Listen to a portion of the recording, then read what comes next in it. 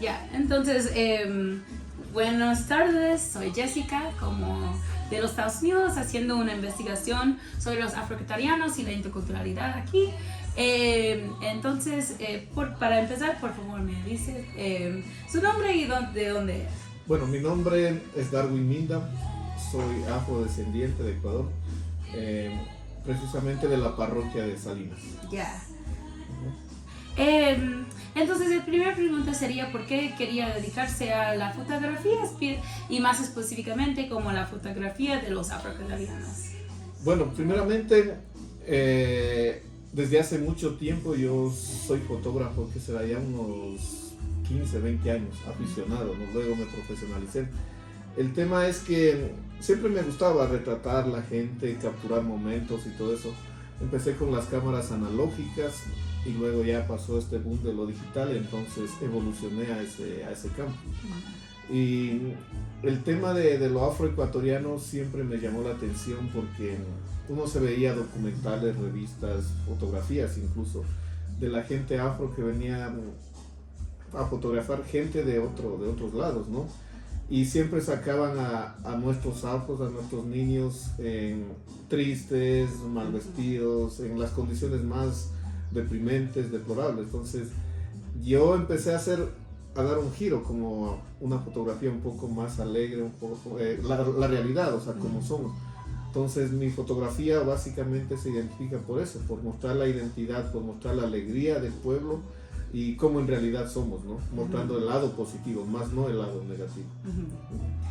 ¿Y me puede hablar un poco más sobre la importancia de como representación? Como que antes era como más triste y ahora como está como haciendo un trabajo para como demostrar más como la alegría y todo. Sí, porque se han empezado procesos de investigación poco más completos, ¿no? Entonces se han hecho proyectos, incluso exposiciones. Es como que ya empiezan a resurgir esa parte, la realidad de nuestro pueblo como tal. Estos procesos han contribuido mucho, ¿no? Para que otras personas se interesen también en realizar este tipo de fotografía. Me gusta más la fotografía de retrato porque pienso que ahí estamos mostrando como tal la esencia de lo que es el afro como tal. Y sí, profundizando un poco más, pienso que es la forma de eternizar a ciertos protagonistas de la historia, del presente que luego será historia, ¿no? Entonces, es esa forma. Hay veces que hago fotos al azar y de repente es una foto que gusta, que pega y que la gente las llama la atención como tal. Entonces, ese es mi anhelo, o sea, que la gente se vea retratada como es, con alegría, con la originalidad como tal, la espontaneidad ante todo. Ya. Qué bueno. Y hablo sobre como algunos como momentos especiales que puede como capturar a través de la fotografía. Hay algunos como momentos que quiere como compartir conmigo sobre esos momentos especiales. Bueno, sí, básicamente nos involucramos mucho en las festividades. Muy poco he hecho en la parte de los funerales, por ejemplo, porque siento que es una parte triste. Sería importante experimentar también ese tipo de fotografía, ¿no? Que es parte de la identidad.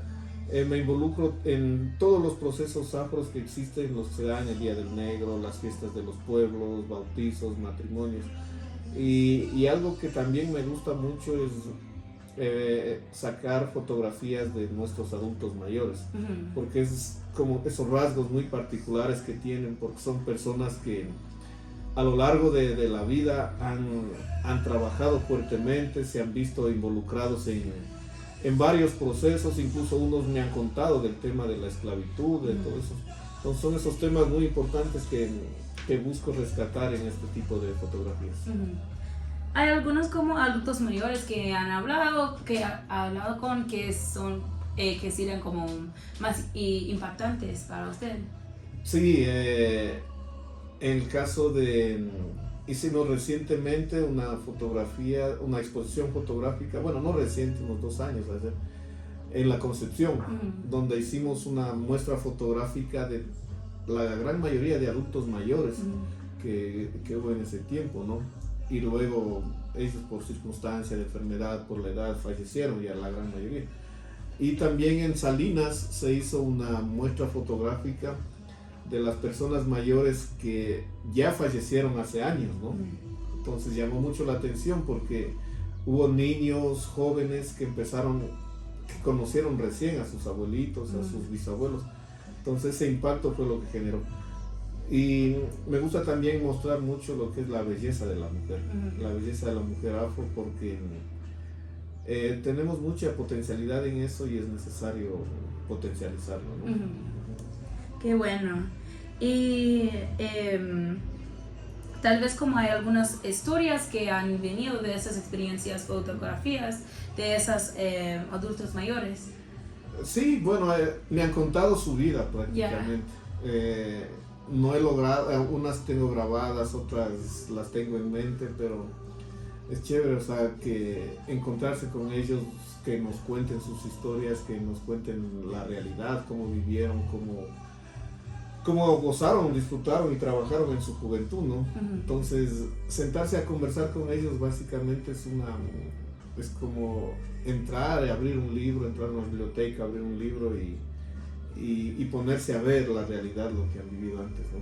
Y a través de que esa biblioteca vivida, ¿cuáles son algunas cosas que usted ha aprendido sobre el pasado de esas vidas? El caso de los mitos, la leyenda, nos hablan mucho sobre el tema de los mitos, del duende, de todo eso. Y también algo que tienen muy en mente es el tema de la música y el trabajo, ¿no? La agricultura, porque el trato que tenían con los patrones, cómo se relacionaban con ellos. Eso básicamente. Las mujeres nos cuentan mucho igual de los bailes, de la música. También el tema de cómo ellas se relacionaban, cómo era la relación entre familia, padre, hijo, esposo, esposa. Entonces, todas esas historias han ido sacándose a flote a través de esta fotografía, que no, o sea, no es solo llegar y hacerle una foto, sino hay que llegar, conversar, dialogar y todo eso. Entonces, ese tipo de cosas. Se hizo también una muestra, un ensayo fotográfico que está publicado sobre la zafra. La zafra, un aspecto duro, cruel que se ha realizado, que se viene viviendo acá en nuestro país. Y los afrodescendientes a la zafra, a la caña de azúcar, lo toman como un eje central para sostener su cultura, porque ahí es donde la zafra fue el eje central para la producción, para la vida de todos los afrodescendientes. Hoy tenemos el ingenio azucarero, por ejemplo, que es fundamental, porque la caña hoy por hoy es lo que da la economía a todas las familias, ¿no? Yo no conozco bien como el contexto del zafra. ¿La zafra? ¿Me puede como contar un poco más sobre el contexto de esa cosa? Sí, bueno, la zafra es un proceso de la caña de azúcar, si debe haber escuchado, ¿no? Donde se empieza sembrándola bajo la tierra, tapándola. Luego de unos 1 año y medio, 2 años, la cosechan con machetes, un trabajo fuerte, se la quema la caña y bueno, antes se le cargaba al hombro Astora, hay algún grupito de la comunidad de Tapiapamba que lo realiza y luego lo envían al ingenio. O sea, la zafra es fuerte, es lo que da la identidad al pueblo.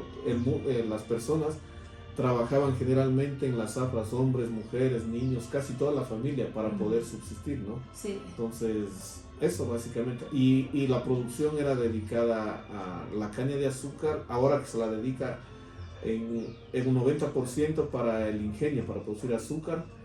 Antes era para producir la panela, en los trapiches, por ejemplo. Sí. Y ya que como tiene experiencia hablando con los adultos mayores, ¿me puede quizás como explicar algunos de... Yo estoy como interesada en ver cómo ha cambiado el contexto de la vivencia del afroecuatoriano desde como el tiempo de los adultos mayores hasta ahora con como los jóvenes y las nuevas generaciones. ¿Cómo ha cambiado la vida aquí? Bueno, sí, la evolución del tiempo mismo, las nuevas tecnologías ha hecho eso, ¿no? Que cambie, porque básicamente la forma de producción ha cambiado, ¿no? Entonces, antes los mayores que se educaban hasta tercer o cuarto año de básica, los que más bien podían, los otros no entraban ni a la escuela, o sea, lo mínimo era saber leer y escribir. En cambio, hoy se ve que la juventud se esfuerza por tener su profesión, y de hecho hay mucha gente afro que tiene ya su profesión, que ha sobresalido, y eso es importante, ¿no? Entonces, antes el adulto mayor le ponía, como quien dice, los padres a escoger entre la educación o el trabajo. Y hoy en cambio no, la educación es como algo obligatorio que debe tener el estudiante para poder subsistir en este mundo que cada vez es más conflictivo, es más competitivo. Entonces la gente debe estudiar, tiende a estudiar, y pues básicamente en ese tema de la educación. Ahora en el campo de la cultura se ve que hay procesos que se siguen manteniendo, ¿no? Pero también los adaptan a esta nueva modernidad que estamos viviendo. Entonces esos cambios son los que más he notado entre la gente mayor y la actualidad, y los jóvenes, niños, todo eso. La vestimenta creo que se ha perdido como tal, lo mantienen los mayores, pero la alimentación por ahí podríamos decir que en algo se mantiene, pero el tema de la vestimenta sí creo que es algo que ya se terminó. O está en decadencia, ¿no? Sí. Y piensa que como esa pérdida del vestimento es como un problema para la comunidad, ¿o qué piensas? Bueno, es bonito, ¿no? Que la gente, las personas mayores, como se vestían antes. A mí personalmente me gusta, ¿no? Pero pienso que los tiempos van evolucionando, ¿no? Las necesidades de la gente de vestirse bien, occidentalizándose y todo lo demás, ha hecho todo eso, ¿no? Y si mantenemos como eje transversal algo de la vestimenta afro de los antiguos, sería genial. Pero es un mundo muy conflictivo, muy crítico a la vez, que es cuestión de decisiones y de aceptación, de adaptación como tal, ¿no? Es difícil, ¿no? Ya. Y para seguir con dos puntos que ya hemos hablado un poco, la primera pregunta que tengo es sobre el contexto en que trabajaban los adultos mayores como antes en el trabajo como agricultural o como en la producción de azúcar. Bueno, el trapiche básicamente, el algodón, se dice en la historia también que había cultivos de viñedos, uvas, cultivos acá en la zona, ¿no? Y hoy por hoy ya todas esas plantaciones se han perdido, se mantiene la caña, el algodón ya casi que no hay. Y ahora la gente busca otras alternativas de producción para sobrevivir, pero como digo, la única producción que se ha mantenido hasta la actualidad es la caña de azúcar. De ahí del resto ya no. Ya. Y otra pregunta es como, ya que muchas de las realidades han cambiado, ¿cuáles son algunos problemas que ahora todavía tiene, o como los nuevos problemas que tiene como el pueblo afro aquí en el valle? Un problema fuerte es la pérdida de identidad. Creo que ese es un problema muy fuerte que se da y que la gente no quiere aceptarlo como tal, porque tratamos de buscar parecernos al otro, de querer ser como el otro. Entonces todos esos problemas son críticos, bastante críticos, porque como pueblo nos estamos autodesapareciendo, como quien dice ya. Y aquí surge el tema también de la migración interna, la migración que se da por motivo de trabajo, por motivo de estudios. Y es otros tratando de salir, de sobrevivir, de salir a un mundo cada vez más competitivo. Entonces, eso, me gusta como la gente ha mejorado el tema de la educación personal, por ejemplo. Esa es una fortaleza muy, muy importante. De ahí, el problema que le veo es la pérdida de identidad, y de pronto podría ser algo el tema de la violencia que se está incrementando en los pueblos, en las comunidades, ¿no? ¿Y esa violencia, cuáles son las causas? Influencias externas, creo yo. Personalmente pienso que es eso, influencias externas de gente que ha venido aquí a contaminar, a veces como hace rato dije el tema de quererse parecerse al otro. O sea, la gente busca de alguna u otra manera tratar de tener dinero más rápido posible, o sea, a tan temprana edad tener todos sus caprichos ya satisfechos, ¿no? Sus necesidades satisfechas. Pero eso, le veo como un gran riesgo el tema de la violencia, el tema de la pérdida de identidad y de la gente que a veces llega de otros lados, ¿no? La gente, entonces, hay pueblos afros que tenemos bastante presencia de gente migrante de otros lados que vienen por trabajo y todo eso, ¿no? Eso sería. ¿Y esa violencia como habla sobre como en el valle o como en Ecuador en general? Yo creo que es el producto de lo que se da a nivel nacional, que desencadena, o sea, una violencia grande a nivel nacional que viene a ser una violencia pequeña en las comunidades, ¿no? Porque estamos dentro del país y todo lo demás, entonces no somos ajenos a esta realidad, entonces hay que saber reconocer los problemas que se están dando y nosotros como pueblo, como comunidad no estamos exentos de eso. Sí, para clarificar sobre las comunidades, ¿significa como las comunidades aquí o como las comunidades afroecuatorianas? Comunidad afroecuatorianas acá en el Valle del Chota, en el territorio ancestral podríamos decir, porque no es una violencia arraigada, ¿no? Pero son, como se dice, muestras de violencia que van apareciendo, ¿ya? Contaminados del exterior hablo de las ciudades grandes, todo eso, ¿no? Sí.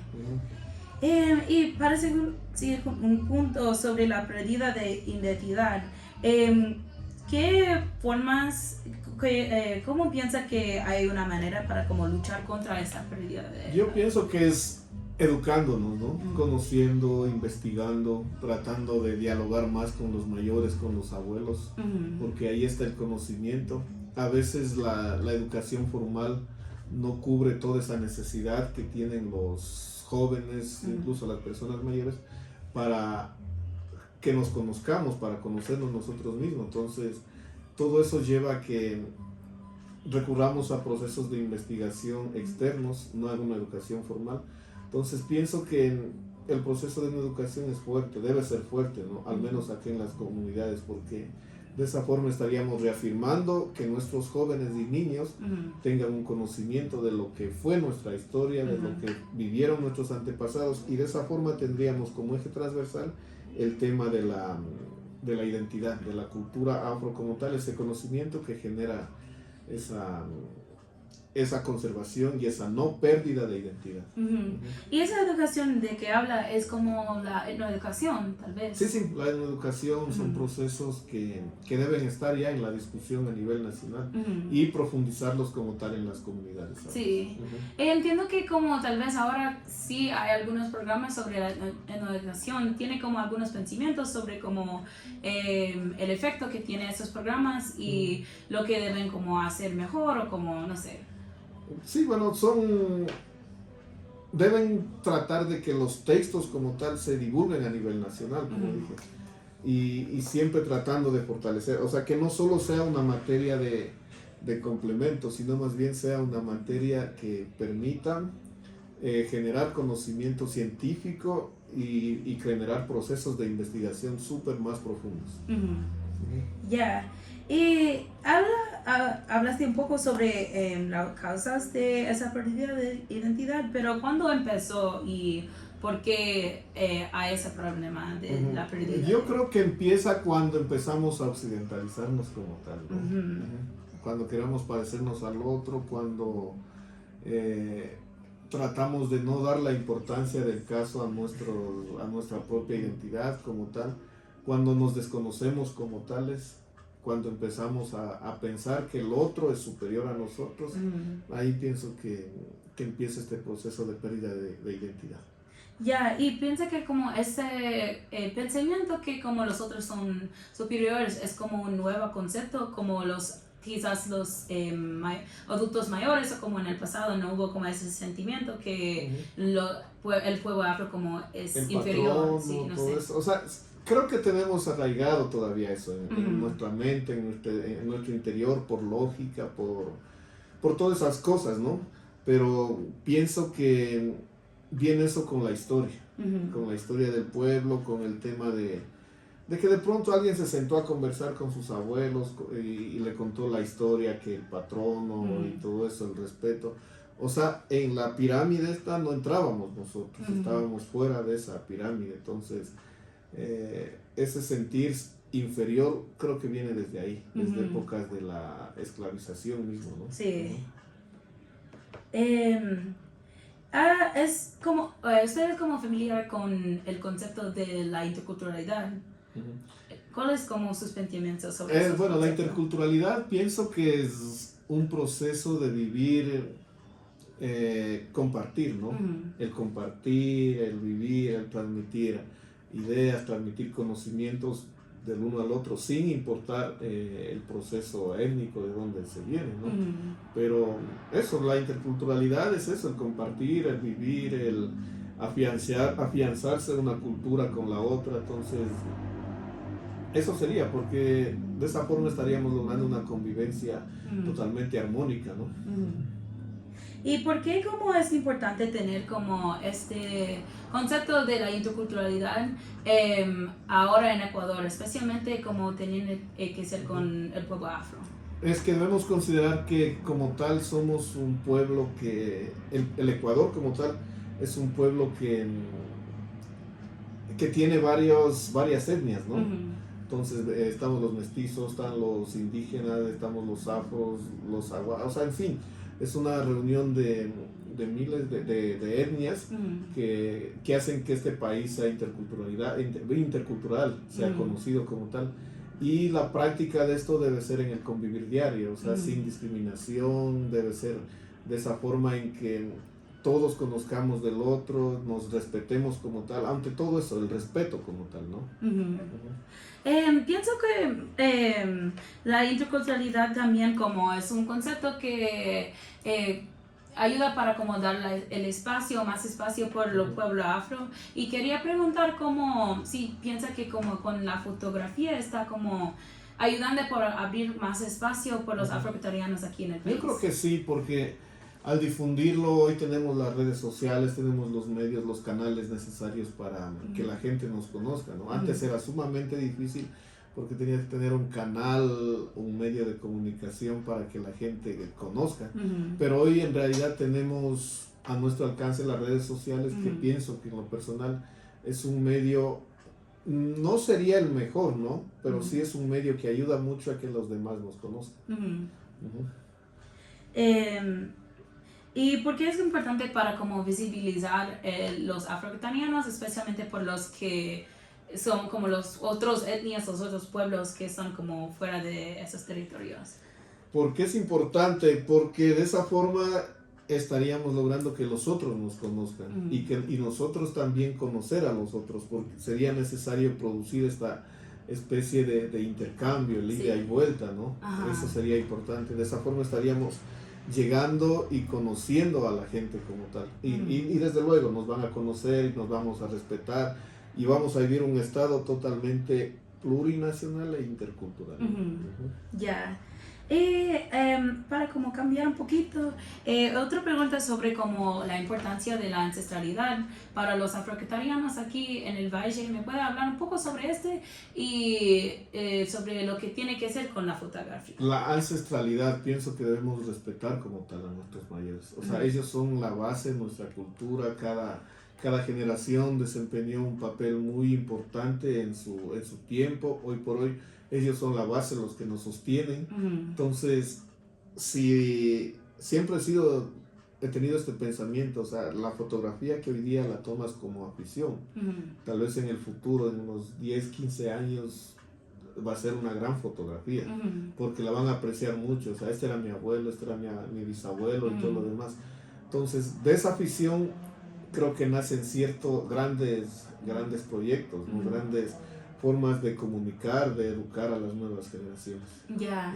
Y una pregunta un poco más personal. Quería preguntar si usted como habló mucho con sus abuelos, sus ancestros, sobre sus vidas y qué aprendió sobre ellos y también si ha como tenido un impacto en su trabajo. Bueno, yo creo que sí, porque yo conocí a mis 4 abuelos, ¿no? Ah, qué buena. Y tuve la suerte de conocerlos trabajando. Ujú. Entonces eran personas que se dedicaban fuertemente al trabajo, o sea, el trabajo para ellos es lo fundamental, cuidar a su familia, proteger a toda su descendencia, ¿no? Entonces, creo que eso del tema de la ancestralidad es fuerte.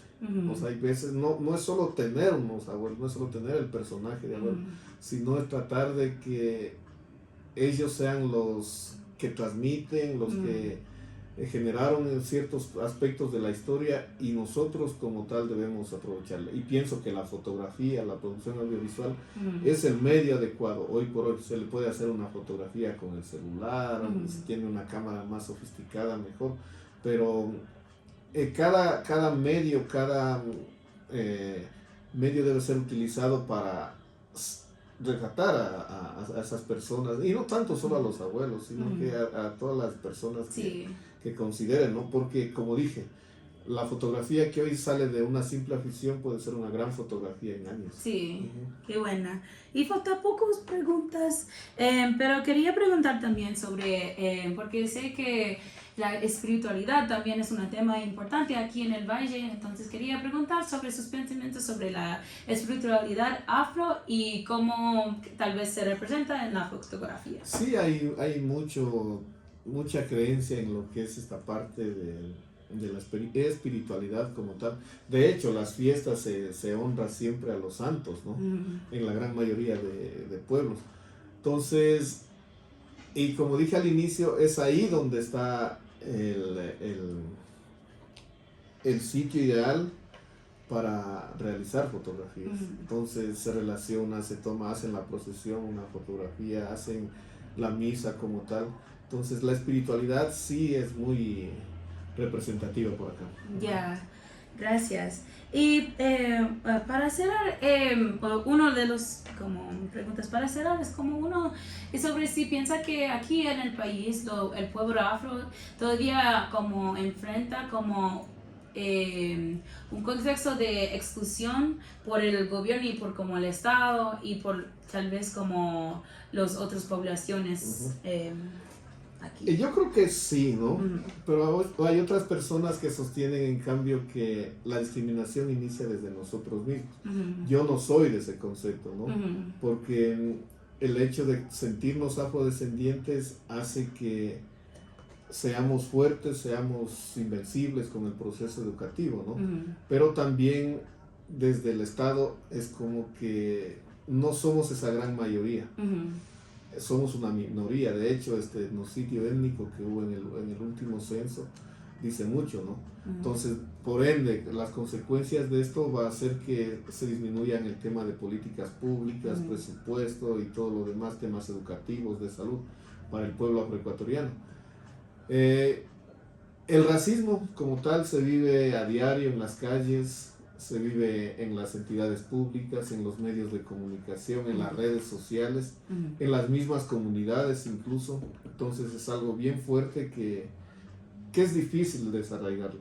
Y a gran magnitud, como digo, se lo está viviendo a través del Estado, en la sociedad mestiza, en las ciudades, las grandes ciudades, porque aunque parezca que no, somos minoría, en cada sitio somos minoría. O sea, en cualquier sector donde nos encontremos somos minoría, y la única forma de contrarrestar eso es tratar de ser mejores, excelentes personas. O sea, si nos piden el 100%, demos el 200%, pero tratemos de que nuestra capacidad sea expuesta y sea ante todo un plan fuerte que no nos va a servir solo a nosotros, sino también a las nuevas generaciones. Ya. Y una pregunta sobre eso. ¿Piensa que como tal vez el racismo es diferente quizás como en una ciudad como Ibarra, que tiene como más afroecuatorianos que comparada como tal vez a otras ciudades, o piensa que los contextos sigan siendo como... Yo creo que es un contexto similar en todos los lados, ¿no? O sea, unos más que otros, pero se lo vive de una forma similar.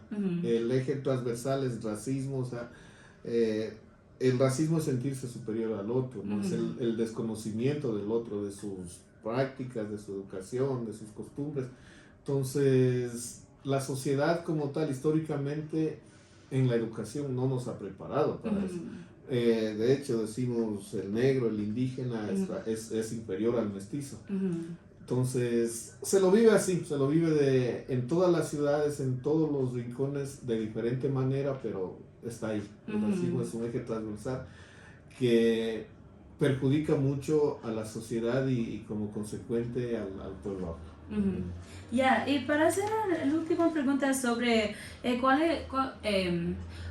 cuáles algunas como acciones y procesos que deben como tal vez tomar el pueblo afro para como lograr un espacio más como incluyente o como intercultural. Yo estoy convencido de que los procesos educativos deben ser los pioneros para cambiar.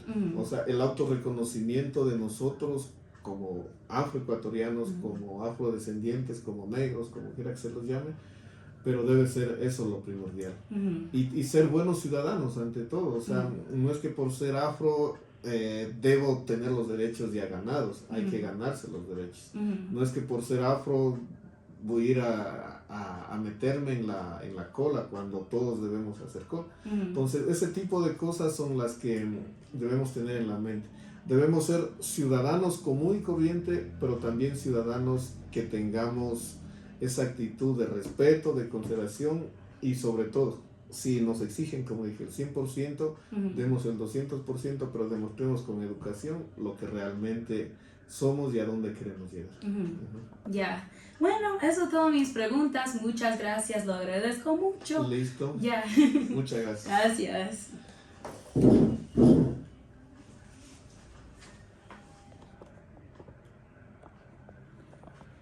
Hemos grabado 31 minutos. Ya.